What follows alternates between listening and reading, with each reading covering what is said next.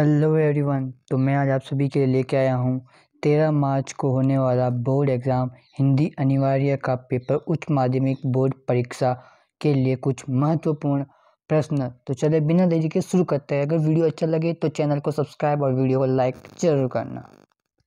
तो हिंदी में हमारा पहला प्रश्न है, निम्नलिखित अपठित गद्यांश को ध्यानपूर्वक पढ़कर नीचे दिए गए वस्तुनिष्ठ प्रश्नों का आंसर देना है। तो हम नीचे वस्तुनिष्ठ प्रश्न दिए गए हैं, उन्हें उनका आंसर देकर गद्यांश आप पढ़ लेना एक बार। ये अच्छे से मैं दिखा देता हूँ कौन सा गद्यांश है। अगला चलते हैं पहले। तो यहाँ पे पहला ऑप्शन है, उपयुक्त गद्यांश का उचित शिक्षक क्या है। तो आप ये गद्यांश पढ़ोगे तब आपको उचित शिक्षक पता चल जाएगा। तो मैं इसका आंसर बता दूँ, सुख और दुख है। क्वेश्चन नंबर सेकंड है, सुखी कौन थी।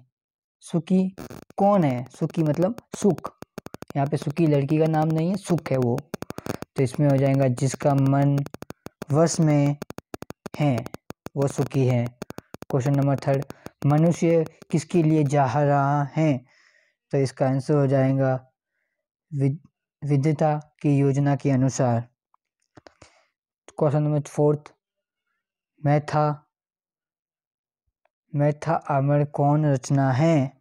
तो इसका हो जाएगा आंसर, जिसका मन अपने वश में नहीं हो। अगला है पांचवा, अबोध कौन है।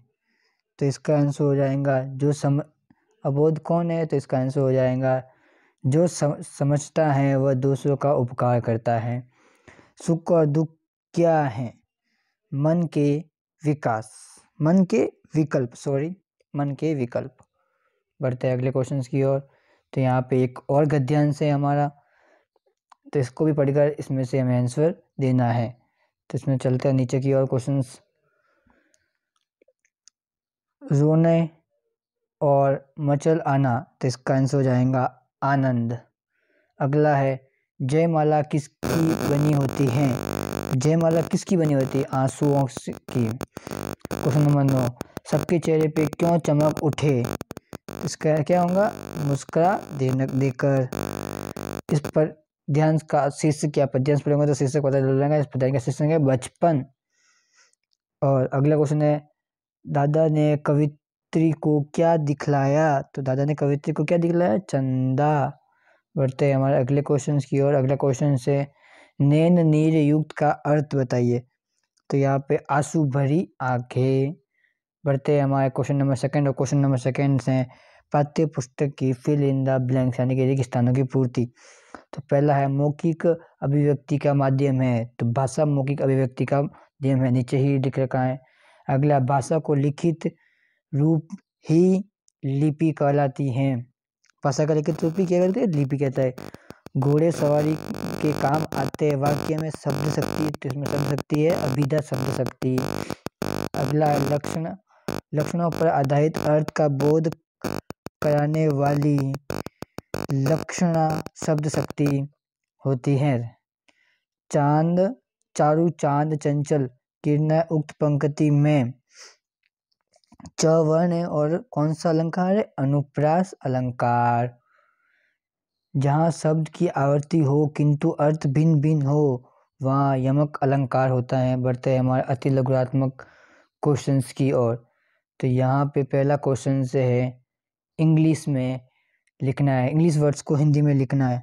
तो यहाँ पे पहला दे रखा है हमारे नोटिस को कैसे सूचना। नोटिस को कहते हैं सूचना। और ब है सर्कुलर यानी गोलाकार।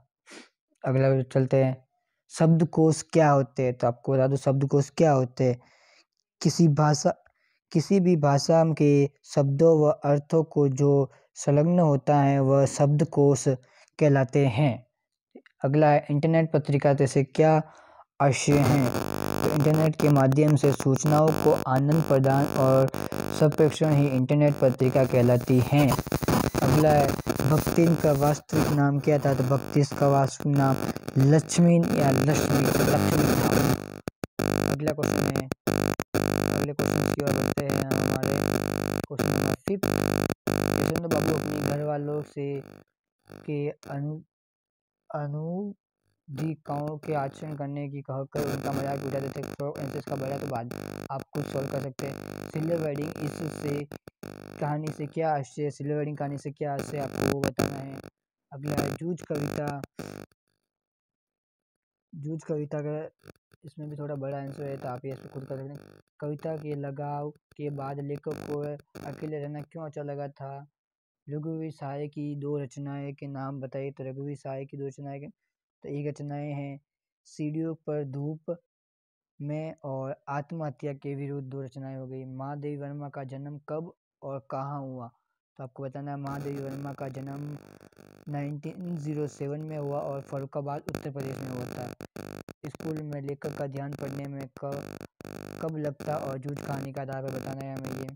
अगला है सेक्शंस बी जो लघुरात्मक प्रश्न और 40 शब्दों में लिखने होते हैं। तो मुद्रित माध्यम में लेखक के लिए किन बातों को ध्यान रखना चाहिए।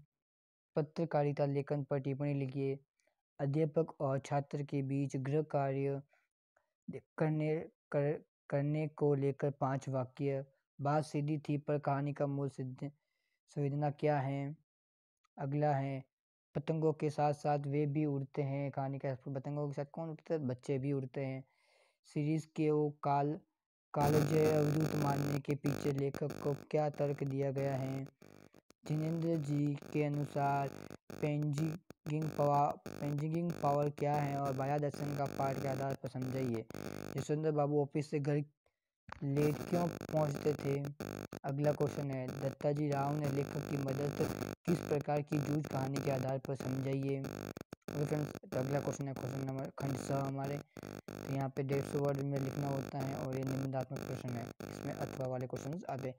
कैमरे में बदा अफाइज कविता में प्रश्नकर्ता का उद्देश्य रहा है और इसके स्थान पर यदि आप होते तो क्या कहते थे। आपको अपने मन से लिखना है।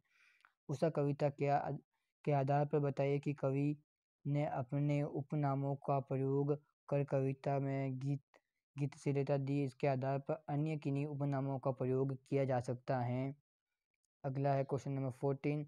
भगत जी का आचार समाज शांति और समता के स्थापना में किसी प्रकार सहायक हो सकता है। इसमें भी अथवा होता है। तो ढोलक की थाप मृत घाव किस प्रकार संजीवनी भरती है। पठित कहानी पहलवान की ढोलक आधार पर लिखिए। अगला क्वेश्चन नंबर 15। सिल्वर वेडिंग कहानी में यशवंत बाबू और उनकी पत्नी के बीच विचारते अंतर में पीढ़ियों के पहुंचाई अंतर दिखाइए, उदाहरण सहित समझाइए। एक विद्यार्थी के जीवन में गुरु का क्या महत्व है। आपको अपने मन से नहीं लिखना है क्योंकि यहाँ पे आगे दे रखा है जूझ कहानी के आधार पर लिखना है हमें। अगला है क्वेश्चन नंबर 16। हरिवंश राय और धर्मवीर भारती का कवि परिचय दोनों बहुत ही इंपॉर्टेंट है तो आप इन्हें पढ़ लेना एक बार। दोनों ही बहुत ही इंपॉर्टेंट कवि परिचय होते हैं ये हर बात। अगला क्वेश्चन नंबर खंड द। इसमें 17 क्वेश्चन नंबर होते हैं। इसमें पद्यांश आते और आपको इनकी सप्रसंग व्याख्या लिखनी है। अगला है सप्रसंग व्याख्या लिखनी है गद्यांश की। पहला पद्यांश फिर गद्यांश की सप्रसंग व्याख्या लिखनी होती है तो आप ये आराम से लिख सकते हैं। क्वेश्चन नंबर है 19। आपको यहाँ पे प्रार्थना पत्र लिखना होता है तो अपने विद्यालय के लिए खेलकूद सामग्री हेतु निबंध तैयार करनी है। यहाँ पे कहानी बनानी है। ओके और अगला है यहाँ पे भी आप कर सकते हो और निबंध आते हैं। इसमें एक लास्ट क्वेश्चन होता है निबंध का। तो विद्यालय में परिश्रम के विद्यार्थियों के लिए इंटरनेट की आवश्यकता इंटरनेट की आवश्यकता क्यों है तो आप ये बता सकते हैं। असम में राजधानी संस्कृति और बेटी बचाओ बेटी पढ़ाओ ये सबसे इम्पोर्टेंट है और बढ़ती महंगाई का जीवन में प्रभाव ये सबसे इम्पोर्टेंट। अगर वीडियो अच्छा लगा हो तो चैनल को सब्सक्राइब और वीडियो को लाइक जरूर करना।